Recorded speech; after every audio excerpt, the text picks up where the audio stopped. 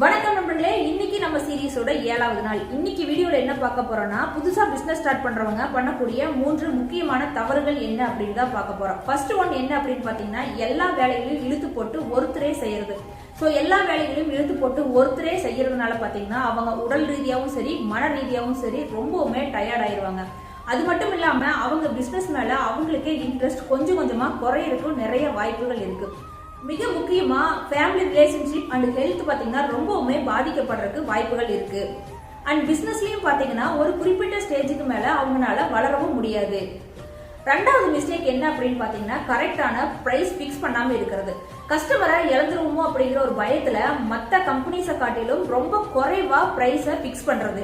நான் இவ்வளவு price fix பண்ற அளவுக்கு என்னோட ப்ராடக்ட் அல்லது சர்வீஸ் வந்து ஒர்த்தா அப்படிங்கிற சந்தேகம் அவங்களுக்குள்ள இருக்கிறதுனாலயும் பாத்தீங்கன்னா கரெக்டான பிரைஸ பிக்ஸ் பண்றது இல்ல. அதிகமா பிரைஸ் பிக்ஸ் பண்ணிட்டா கஸ்டமரோ அல்லது பக்கத்துல இருக்கிறவங்களே ஏதாவது தப்பா நினைச்சிருவாங்களோ அப்படிங்கிற காரணத்துக்காக ரொம்ப குறைவா பிரைஸ் பிக்ஸ் பண்றது.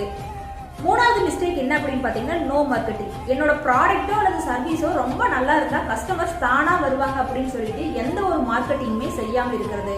அது மட்டும் இல்லாம எப்படி மார்க்கெட்டிங் பண்றது அப்படிங்கிற ஒரு ஐடியா இல்லாமயே இருக்கிறது. நமக்கு தான் இன்னும் கஸ்டமர்ஸ் வரவே இல்லை, அதுக்குள்ள எதுக்கு போய் மார்க்கெட்டிங் பண்ணிட்டு இருக்கணும், கஸ்டமர்ஸ் வரட்டு அதுக்கப்புறம் நம்ம மார்க்கெட்டிங் பண்ணிக்கலாம் அப்படிங்கிற ஒரு எண்ணம். இதெல்லாம் புதுசா பிசினஸ் ஸ்டார்ட் பண்ற பிசினஸ் ஓனர் செய்யக்கூடிய மிஸ்டேக். நீங்க புதுசா பிசினஸ் ஸ்டார்ட் பண்ணிருந்தீங்கன்னா இந்த மிஸ்டேக்ஸை பண்ணாதீங்க. நாளைக்கு இன்னொரு வீடியோவில் பார்க்கலாம். டடா, பை பை.